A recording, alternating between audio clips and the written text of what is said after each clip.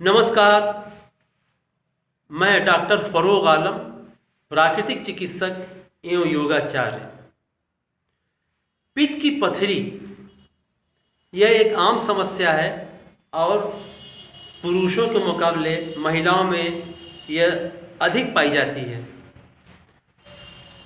तो हमारे लीवर से जो पित्त निकलता है वह पित्ताशय यानी गॉल ब्लैडर में जाकर स्टोर होता है और गॉल ब्लैडर से पित्त निकलकर हमारे भोजन के पाचन में सहयोग करता है। जब किसी कारणवश जैसे लीवर की खराबी से पित्त कम निकलता है, ठीक से नहीं निकलता, तो उसी पित्त में से छोटे छोटे कण के रूप में कोलेस्ट्रॉल, बाइल पिगमेंट्स और कैल्शियम साल्ट छोटे छोटे पत्थरों के रूप में पित्त में जमा हो जाते हैं। यही पथरी है। तो अब इसके कारण क्या हैं? तो इसका कारण है कब्ज, हमेशा पेट खराब रहना, अप्राकृतिक आहार विहार, अधिक चिकनाई जिसे घी तेल आदि का प्रयोग करना, अधिक भोजन करना, पानी कम पीना, मिर्च मसाले का अधिक प्रयोग, औषधियों का अत्यधिक प्रयोग करना और अपने वज़न को बड़ी तेजी से कम कर लेना। इन सब कारणों से पित्त में पथरी बन जाती है। तो इसे एक बार फिर समझें। इसे एक बार फिर समझने की ज़रूरत है कि जब गलत आहार विहार के कारण, गलत खान पान के कारण जब यकृत यानी कि लीवर रोगी हो जाता है तो उसमें से निकलने वाला पित्त भी रोगी रहता है, जो पित्ताशय में जाकर उसमें सूजन और प्रदाह उत्पन्न करता है, जिससे पित्ताशय की श्लेष्मिक कला रुग्ण होकर उसमें स्थित पित्त और वायु कफ वायु से सूखकर पत्थर के तरह कठोर हो जाते हैं, जिसे पथरी कहते हैं। ये पथरी सरसों के दाने के बराबर से लेकर मुर्गी के अंडे के बराबर तक हो सकती है। एक या एक से अधिक कई पथरियां भी हो सकती हैं।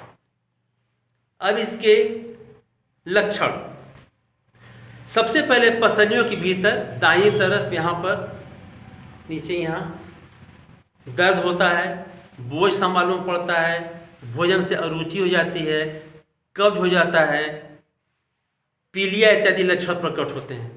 लेकिन जब कभी पथरी पित्ताशय से बाहर निकलना चाहती है तो पित्ताशय की नलिका जो 2 सूत की होती है उसके पतले सुराख में उसके रगड़ पड़ने के कारण दाहिनी पंजरी के नीचे और कभी कभी दाहिने कंधे तक और कभी दोनों कंधों के बीच में असहनीय पीड़ा होती है। शरीर ठंड से कांपने लगता है, उसके बाद तेज बुखार चढ़ता है और फिर उसके बाद ठंडा पसीना आने लगता है और उस पसीने के साथ ही साथ या कभी कभी पसीने के बाद भी उल्टी और मतली आने लगती है। जब पथरी अपने ही प्रयत्नों से या उपचार से बाहर निकलने के लिए हाथ में आ जाती है तब दर्द बिल्कुल बंद हो जाता है। यह बात ध्यान रखने की है कि प्रकृति हमेशा उस पथरी को बाहर निकालने का प्रयत्न करती रहती है। अब इसकी चिकित्सा, तो चिकित्सा से पहले मैं एक बात बता देता हूँ, साफ बता देना चाहता हूँ कि जिन लोगों की पथरी छोटी है, जो लोग शरीर से इम्यूनिटी से मजबूत हैं, जो लोग प्राकृतिक चिकित्सा पूरे मन से चला सकते हैं और उन्हें और कोई बीमारी शरीर को कमज़ोर करने वाली नहीं है, तो वह निश्चित रूप से प्राकृतिक चिकित्सा से पथरी रोग से पूरी तरह छुटकारा पा सकते हैं और पूरी तरह स्वस्थ हो सकते हैं। और इसके विपरीत जिन लोगों की उम्र बहुत ज़्यादा है, वो प्राकृतिक चिकित्सा ठीक से नहीं चला सकते, वे कमज़ोर हैं, तो उनके लिए यही एक उपाय होता है, आखिरी उपाय, कि वे अपना पथरी का ऑपरेशन करा लें। लेकिन उन लोगों को भी चाहिए कि इस ऑपरेशन कराने से पहले 3-4 महीना इस उपचार को चला कर देख लें। हो सकता है कि पथरी इस उपचार से उनकी भी निकल जाए। तो अब इसकी चिकित्सा, तो सबसे पहले इसमें भोजन प्लान क्या हो रहेगा, एक्सरसाइज प्लान और चिकित्सा।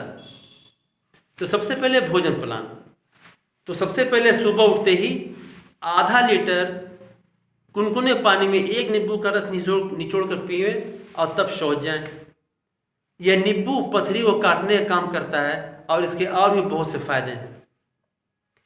शौच से आने के आधे घंटे बाद 4-5 इंच लंबी एक मूली, उतनी ही लंबा एक खीरा और उतने ही लंबा यानी कि 4-5 इंच लंबाई एक करेला, 2 हरे आंवले, अजरी सी अदरक, इन सबको धोकर मिक्सर ग्राइंडर में डाल दें और उसमें खूब बारीक पीस लें। पीसने के बाद उसे एक कपड़े में उलटकर कपड़े को इसे पकड़ लें और खूब दबा कर सारे रस को निचोड़ लें उसमें से। उस बाद में सब खुज्जा बच जाएगा, उसे फेंक दें और उस रस को आप पीवें। यह रस कोई 200-250 ग्राम निकलेगा उसमें से। इस रस को पीना है और इस रस को पीने के 1 घंटे बाद आपको नाश्ते में 250-300 ग्राम सेब, 5-7 पिंड खजूर या खजूर की जगह पर 10-12 दाने मुनक्के लें। यह मुनक्का जो आप शाम को भिगो दें और सुबह उसकी बिया निकाल कर खा जाएं। फिर दोपहर और शाम के भोजन में चोकर समेत गेहूं के मोटे आटे की रोटी, उबली सब्जियां जो कम से कम 250 ग्राम सब्जी एक समय रहे और 100-150 ग्राम सलाद, ये दोनों समय के भोजन में लें। ध्यान रखें पालक, टमाटर और बैगन, आपको ये 3 चीज़ नहीं लेनी है। और इन 2 भोजनों के बीच में यानी कि शाम को 3-4 बजे फिर 250-300 ग्राम सेब और 5-7 पिंड खजूर या 10-12 दाने मुनक्के लें। जब शाम को मुनक्के लें तो उसे सुबह पानी में भिगो दें और उसकी बिया निकाल कर खा जाएं। इसके अलावा रात में सोने से पहले 1 गिलास कुनकुने पानी में 1 नींबू का रस निचोड़ कर फिर पिएं। इसके अलावा जब भी पानी पिए तो संभव हो तो उसमें कुछ न कुछ नींबू का रस मिलाते रहें और दिन भर में 4 लीटर पानी ज़रूर पिए और जब भी पानी पिए कुनकुना पिए। ये आपका भोजन प्लान हो गया। इसके बाद एक्सरसाइज के लिए इसमें टहलना, पहले टहलें 2-3 किलोमीटर टहलें। टहलने के बाद पवन मुक्तासन, पश्चिमोत्तानासन, भुजंगासन, शलभासन, धनुरासन, योग मुद्रा और इसके बाद कपालभाति प्राणायाम। ये आपका एक्सरसाइज प्लान हुआ। अब चिकित्सा, तो चिकित्सा के लिए आपको अपने पेट पर, लीवर के ऊपर जहाँ पर पित्ताशय होता है उसको ठीक ऊपर आपको गर्म ठंडी सेक लेनी है। तो ये गर्म ठंडी सेक लेने के लिए आपको एक ऐसी थैली लेना होगा। इस थैली का ये ढक्कन खोल दें, इसमें गर्म पानी भर लें। भरने के बाद ज़रा सा दबा दें कि इससे वायु निकल जाए ताकि फूली न रहे। उसके बाद इस पर ये ढक्कन को अच्छी तरह बंद कर दें। ये ढक्कन बंद कर दिया या फिर पानी की थैली तैयार हो गई। और बगल में एक खूब ठंडे पानी का छोटा सा तसला रख लें और उसमें एक इतनी बड़ी तौलिया छोटी सी डाल दें, भिगो दें। अब चौकी पर लेट जाएं, बिल्कुल चित पीठ के बल। मैं खड़े होकर बता देता हूँ, आपको ये करना है लेट कर। तो उसके बाद लेटने के बाद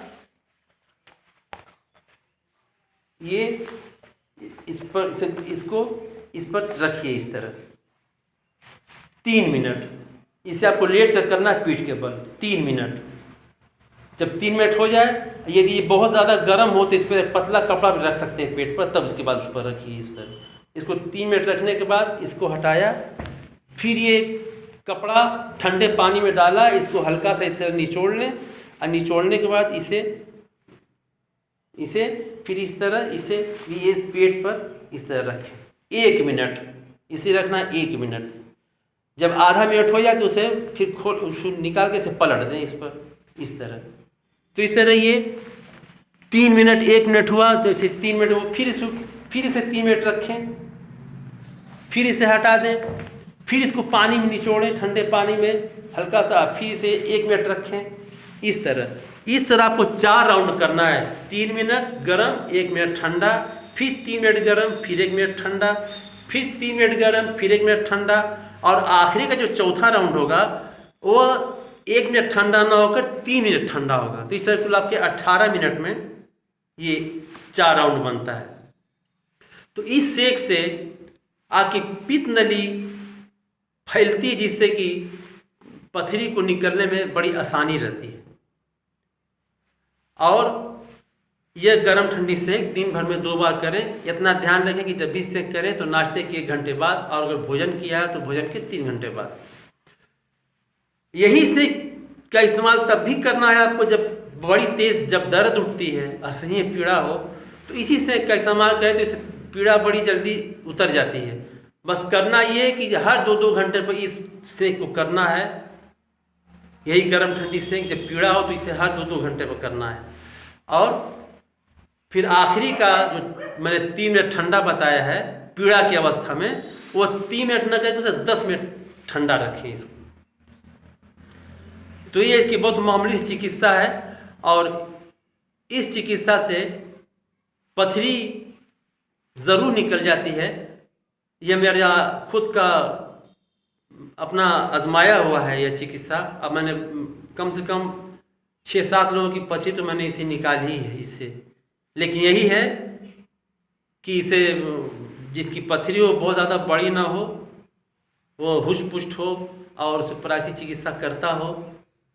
ख़ासकर सबसे बड़ी बात ये कि रोज़ 4 लीटर पानी, गुनगुना पानी तो ज़रूर पी लेता हो, और ये सारी चिकित्सा करता हो, तो इससे उसकी पथरी ज़रूर निकल जाती है। जैसा कि मैंने पहले ही बताया है कि जो लोग बहुत कमज़ोर हैं, जिनकी पथरी बहुत बड़ी है, तो वो भी अगर ऑपरेशन का निर्णय लेते हैं कि ऑपरेशन कराना है, तो उनको भी चाहिए कि ऑपरेशन से कराने से पहले कम से कम 2-3 महीना इसको करके देख लें। तो दोस्तों, मेरा अगर ये वीडियो आपको अच्छा लगा हो तो इसे सब्सक्राइब करें, लाइक करें और लोगों तक शेयर करें। नमस्कार।